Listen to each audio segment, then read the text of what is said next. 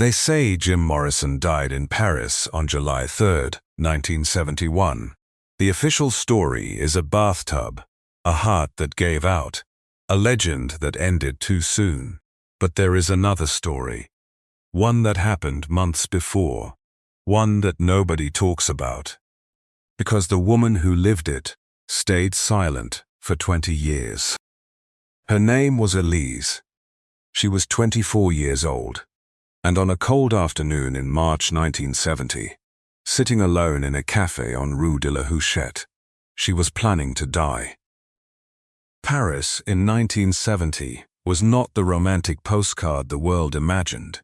It was grey. It was lonely. For every poet in a beret, there were 1,000 invisible people just trying to survive. Elise was one of them. She had come to Paris 2 years earlier with dreams of becoming a painter.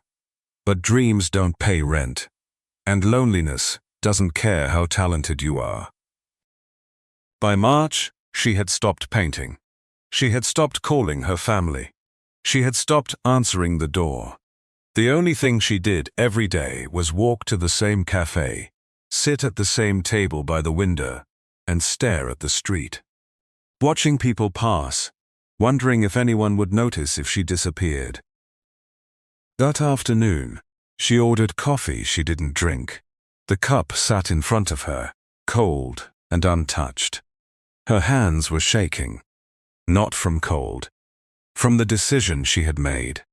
Tonight, she had decided. Tonight, she would end it. She didn't cry. She was past crying. She just sat there, hollow, empty, a shell of a person who had once believed in something. And that's when he walked in. She didn't notice him at first. He was just another man. Leather jacket, dark hair falling over his face, moving slowly like he was carrying something heavy. He sat at the table next to hers, close enough that she could hear him breathe. He didn't order anything. He just sat, and then, after a long moment, he pulled out a notebook, old, worn, the edges soft from being touched too many times. He opened it, stared at a blank page, and didn't write anything. Elise glanced at him, just for a second, but that second was enough. She saw something in his face, something she recognized, the same exhaustion, the same distance, the same look of someone who was here, but not really here. He caught her looking. Their eyes met, and for a moment, neither of them looked away. Then she did. Quickly, embarrassed, she turned back to the window, but the tears came anyway, silent, unstoppable. She covered her face with her hands, trying to hold it in, but it was too late. The dam had broken. She expected him to leave, or to say something awkward. That's what people did. They saw pain, and they ran from it. But he didn't move. He just sat there, watching her, not with pity, not with curiosity, with something else, understanding. After a long time, he spoke. His voice was quiet, almost a whisper, but it carried. "You're not broken." Elise froze, her hands still covering her face. She didn't respond, didn't move. He continued, "You're breaking open, and that's how the light gets in." She lowered her hands slowly, looked at him, her face wet, her eyes red. "What?" He didn't repeat it. He just looked at her. And in that look, she felt something she hadn't felt in months. Seen. Not judged, not pitied, just seen. Then he did something she didn't expect. He closed his notebook, stood up, and without a word, he placed it on her table, right in front of her. The notebook, the thing he had been holding like it mattered more than anything. She stared at it, confused. "Wait, what are you?" But he was already walking toward the door. She grabbed the notebook, stood up. "Wait, this is yours." He paused at the door, turned back, and for the first time, he smiled. Not a big smile, just a small, sad curve of his lips. Not anymore. And then he was gone. Ellie stood there, holding the notebook, her heart pounding. She looked down at it, opened it carefully, like it might fall apart in her hands. The pages were filled with handwriting, poems, thoughts, fragments of something raw and real. But one page was marked, folded at the corner. She opened to it, and there, written in black ink, were the words he had spoken. "You are not broken. You are breaking open, and that is how the light gets in." Beneath it, in smaller letters, "Hold on, even when you don't know why. Hold on." Ellie's hands trembled.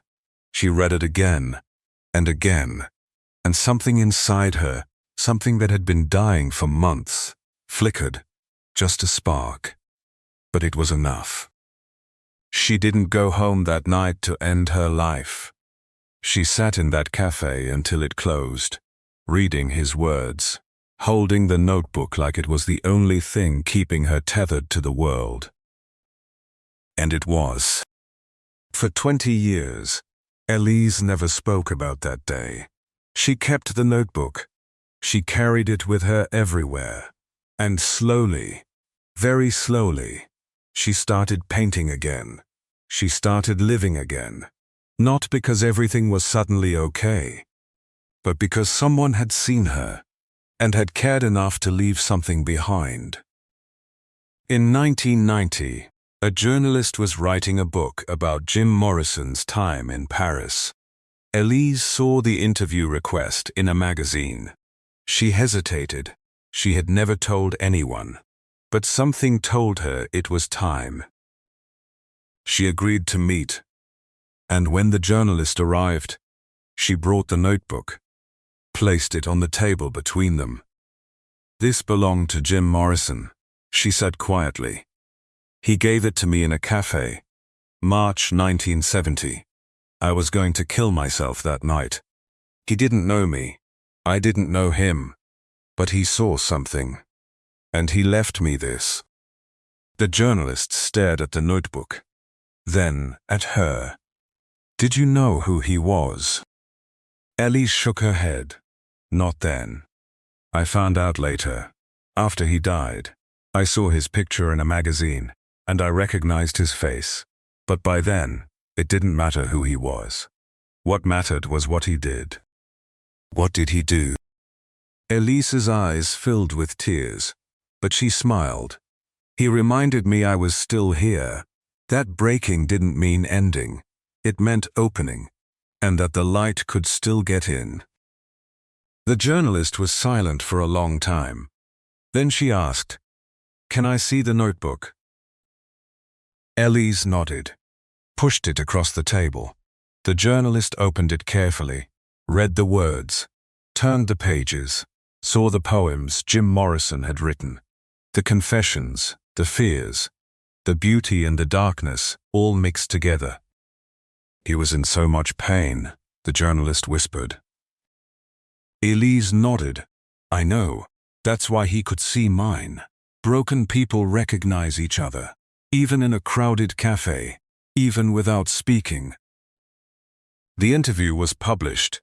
The story spread, and people who had only known Jim Morrison as a rock star, as a legend, as a myth, started to see him differently, as a human being, someone who, despite his own demons, could still reach out, could still care, could still leave something behind that mattered. Elise never sold the notebook. She kept it until the day she died, and in her will, she left instructions. It was to be donated to a museum, not as a piece of rock and roll history, but as a reminder that kindness doesn't need to be loud, that words can save lives, that even the most broken people can be healers. Because that's what Jim Morrison was that day in the cafe. Not a performer, not a poet, just a man who saw someone in pain and chose not to walk away. The world remembers Jim Morrison for many things: his voice, his stage presence, his dangerous charisma, his tragic end. But Elise remembered him for something else. For the moment he became human. For the moment he gave away the one thing he carried everywhere: his words, his truth, his broken light. And in doing so, he saved a life he would never see again. Some stories don't end with applause. They end with silence, with a notebook on a table, with a woman crying in a cafe who decides, because of a stranger's kindness, to stay. Jim Morrison didn't die a hero. He died young, troubled, lost. But before he did something most heroes never do. He saw someone. He stopped. And he gave away the only thing he had: himself, his words, his pain, his hope. And that was enough. Elise lived to be 73. She painted until her hands couldn't hold a brush anymore. She had a daughter, then grandchildren. A full life, a beautiful life. And every year, on March 17th, she would go back to that same café on Rue de la Huchette.